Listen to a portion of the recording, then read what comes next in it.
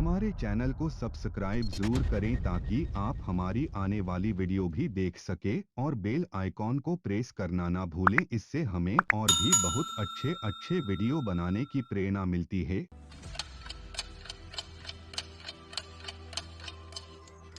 देश को करीब 100 साल सर्विस देने के बाद पुरानी संसद अब रिटायर होने वाली है। वही 2 साल के इंतजार के बाद नई संसद बनकर लगभग तैयार है। उम्मीद है कि बजट सत्र में राष्ट्रपति का अभिभाषण नई संसद में ही हुआ। तो चलते हैं नई संसद के वर्चुअल टूर पर।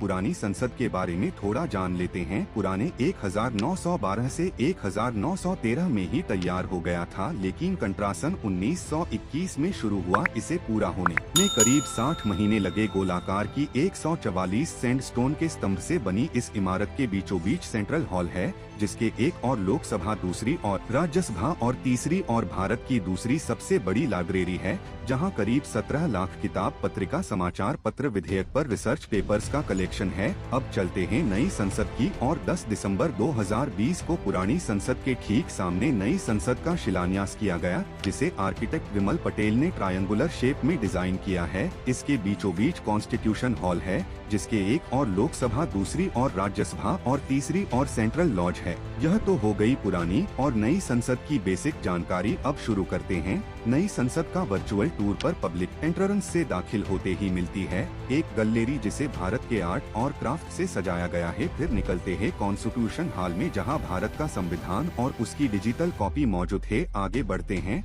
लोकसभा और राज्यसभा की ओर। लोकसभा का थीम्स राष्ट्रीय पक्षी मोर की तर्ज पर है, तो राज्यसभा का राष्ट्रीय फूल कमल के दोनों ही hall high quality audio video से लेस है। हर टेक्स्ट पर इलेक्ट्रॉनिक डिवाइस लगी है। लोकसभा की बेसिक सीटिंग कैपेसिटी 888 है और राज्यसभा की 384। नई बिल्डिंग में सेंट्रल हॉल नहीं है, इसलिए संयुक्त सेशन भी लोकसभा में ही आयोजित होगा। इस दौरान लोकसभा की सीटिंग बढ़कर 1272 तक हो जाएगी। साथ ही सदन की कार्यवाही देखने के लिए बड़ी बड़ी दर्शक भी दीर्घाई भी बनाई गई है। अब चलते सेंटर हॉल लॉन्च की तरफ। यहाँ सांसद 2 की बात करने और खाने पीने की व्यवस्था है। साथ ही एक ओपन स्पेस है, जहां राष्ट्रीय पेड़ बरगद लगा है। बिल्डिंग के बाकी हिस्से में है मंत्रियों के कार्यालय और कमेटी रूम। लेकिन इस नई संसद की जरूरत पड़ी वह इसलिए क्योंकि पुरानी संसद में सीटिंग कैपेसिटी कम होने लगी कि समय के साथ हुए रिनोवेशंस की वजह से बिल्डिंग को काफी नुकसान पहुंचा। पुराने कम्युनिकेशन इंफ्रास्ट्रक्चर को आधुनिक बनाया था। इसके अलावा पुरानी संसद पर भूकंप विरोधी होने पर भी सवाल उठने लगे थे